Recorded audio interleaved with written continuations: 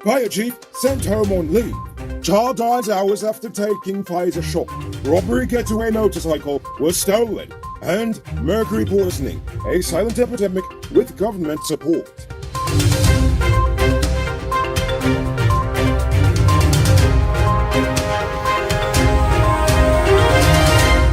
I am the Rico Bulford, and welcome to tonight's edition of Uncut News. Fire Chief Kalmadine Edu was sent on leave with no indication whether he will return to the post. When asked if this was in relation to the disaster at Brickdam Police Station over the weekend, Edu could not answer. The Ministry of Home Affairs has confirmed that he would be sent home, but they too did not declare if Edu would be returning once the leave ends. On Monday, the government announced that it will allocate a one-off payment of 250,000 Guyana dollars to each of the 7,000 sugar workers dismissed under the coalition government. While Garu appreciated the gesture, the union believes that the grant should be extended to all sugar workers who are also equally deserving of it and not just the ones who were let go. However, the money will be paid out to the workers before the end of January next year. It will amount to some 1.8 billion Guyana dollars. Former chairman of the Police Service Commission, Paul Slow, wants the Guyana Police Force to develop a plan for emergency response to address future disasters should they arise. Slow said there should be a risk assessment of all police buildings, especially wooden buildings. Noting that there was a comprehensive emergency response plan for serious incidents in Georgetown and its environs during his time in the force. The former police commissioner was also confused and upset by the fact that they had already begun clearing the scene just hours after the president committed to an international investigation to determine the cause of the fire. He said the police should not rely on a confession it said it got from a robbery suspect. I agree. The Ministry of Health has confirmed the death of 14-year-old Joshua Henry from Maruka Region 1. According to reports, he died 2 hours after he received a second dose of the Pfizer vaccine. He received his second dose of the vaccine at 2 p.m. yesterday. He was observed for 20 minutes after taking the vaccine and there were no complaints. 2 hours after he returned home, the young boy collapsed and was rushed to the Kumaka hospital where he was pronounced dead on arrival. Guyana started administering the Pfizer vaccine to children close to a month ago. There have been several complaints of children falling ill after receiving the first dose, but the side effects were not fatal. The boy's father explained that he was diagnosed with a heart condition over 7 years ago. Nevertheless, a full investigation of the teen's death has been ordered, including a post-mortem examination. Are you one of the chosen few that benefits from Dutyfree? Good for you! Check out these amazing vehicles that just arrived at Best Buy Auto Sales. This 2016 Toyota Harrier Grand Sport Edition, this 2014 Range Rover Evoque, and this 2016 Lexus RX 200T are all on sale. They are all fully loaded and come with all modern features. Call or WhatsApp 662-0844 for more info, or visit their showrooms at Lot 171 Peter Road Street, Queenstown, or Lot 2 Lamar Street, and tell them the Rico sent you to get in on a sweet deal. A search for a murder suspect in Sophia resulted in the arrest of a 29-year-old female nurse for illegal gun possession. On Monday afternoon, police searched the woman's house in Beefield looking for her boyfriend, who is the suspect in a murder investigation. He was not there. However, the cops discovered a gun and ammunition in a black haversack located in a tree in the woman's yard. She is currently in police custody.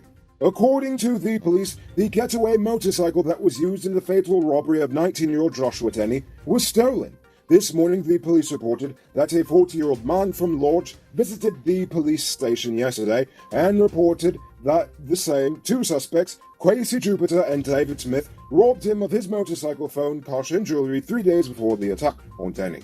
The man has also identified a phone found in the possession of one of the dead men as his phone.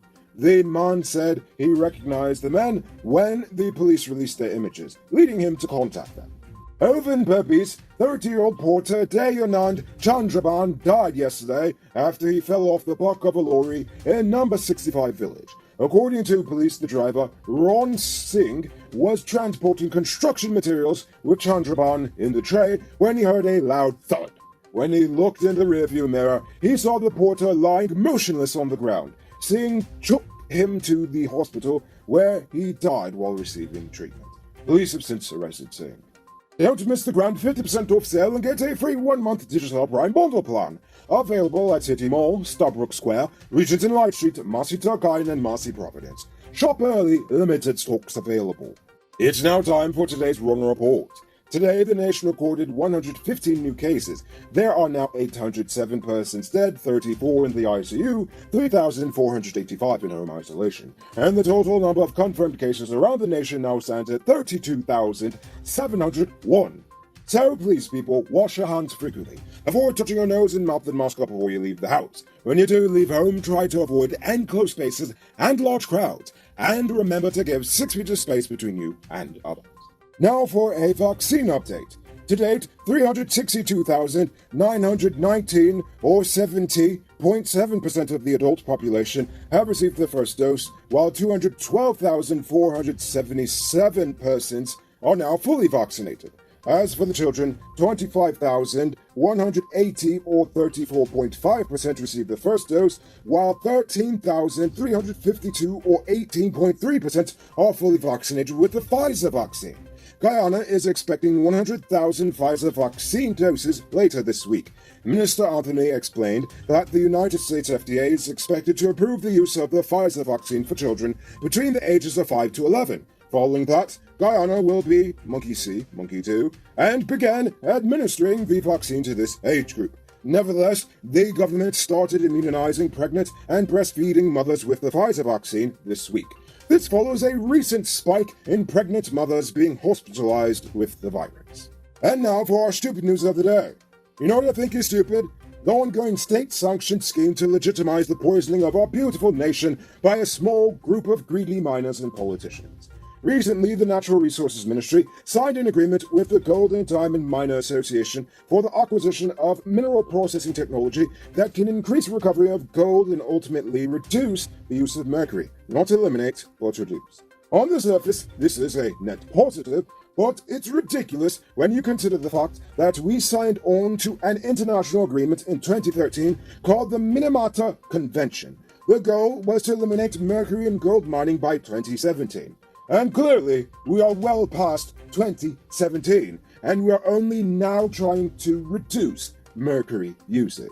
If the government was serious about eliminating mercury use, they would have actually made it illegal and properly educate miners on the severe dangers the chemical causes to their health, as well as the health of the nation. We all eat fish, and mercury is in fish. Big time. So bad that they actually suggest that pregnant women do not eat fish for that exact reason. Indigenous communities make up 10% of the population, but hinterland communities make up 90% of the cancer cases in 2017, costing the state millions in treatment, and of course ruining the lives of thousands of Guyanese. But these facts are kept under wraps because the government needs the gold declarations from small miners, even at the expense of our health and the environment. Look at the Guyanese River. It is polluted beyond recognition by mining waste, which then leads to the Essequibo and then out to the ocean. Don't believe that crap they tell you about one water being heavier than the other. Well, sure it is. But you know what gives all that river the weight? The infinity billion metric tons of poison just flowing through it. The technology exists to mine without mercury, but the state doesn't want to pay the cost to subsidize the technology. I suggest that instead of giving miners duty-free everything, why not tax them, but specifically take that revenue to offset the cost of green mining technology, and even tax the bigger foreign miners even larger. Stop giving them duty-free, tax the hell out of them. Now, don't think for a second that I want to take the bread out of a pork knocker's mouth. But we have to understand that not only is our addiction to mercury killing the very men who use it to do their jobs, but it also has made us a huge transshipment point for the illegal mercury trade throughout the region. I could go on and on about the issues with mercury, but what I'm trying to get at is that polluting your waters with a deadly chemical just so you can make a little tax revenue is pretty stupid. Boom! My name is Mudwater from Guyana Uncut. I have a big truck. Note, I didn't say I have the big truck. I have a big truck. When I need affordable parts for my truck, I only go to one place. Powered Automotive Truck Spares and Engine Parts. They stock parts for DAF, Freightliner, International, and Mack trucks. Also, all genuine Cummins engine spares. They're also the authorized dealer in Guyana for Hammer parts. And as a wise man once said, don't DPS. Get your engine parts from Patsep. Call 697-0171 for inquiries and tell them Mudwater send you. Boom out! Moving on to our Uncut News Viewers poll question of the day. Every day we pose a question about current events in the nation, the region, the diaspora, and how you feel it relates to us. So, give your responses in the comments and we'll read the best ones in the following episode. Yesterday's question was, do you believe the police force's explanation for the Brickdam fire? Or does the story smell fishy like the Buck of Starbrook Market? Carl Somewhere said, firstly, I find it weird and a coincidence that lots of fires are popping up recently, and seems it has a hard-on for government buildings. Hell must be the summer weather. Yup, the summer weather, the poor electrical wiring throughout the nation, and, of course, arsonists.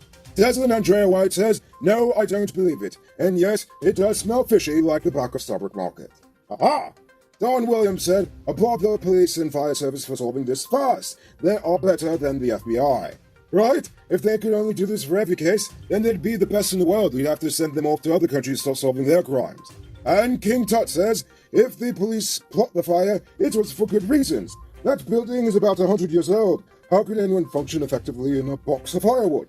People don't fix houses in Guyana unless it falls down or burns down. Oh gosh, unfortunately, King Tut, you are absolutely right about how people treat their houses here. So for tonight's question, do you agree with the decision to send the fire chief home? Why or why not?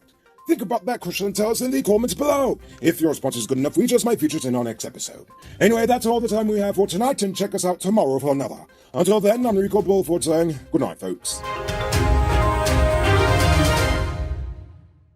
Hey, Uncut News viewers, thanks for watching. You can subscribe by clicking on this button over here, or click over there for more news. You can also drop a comment to let me know if you've made it to the end of the video. Goodbye for now.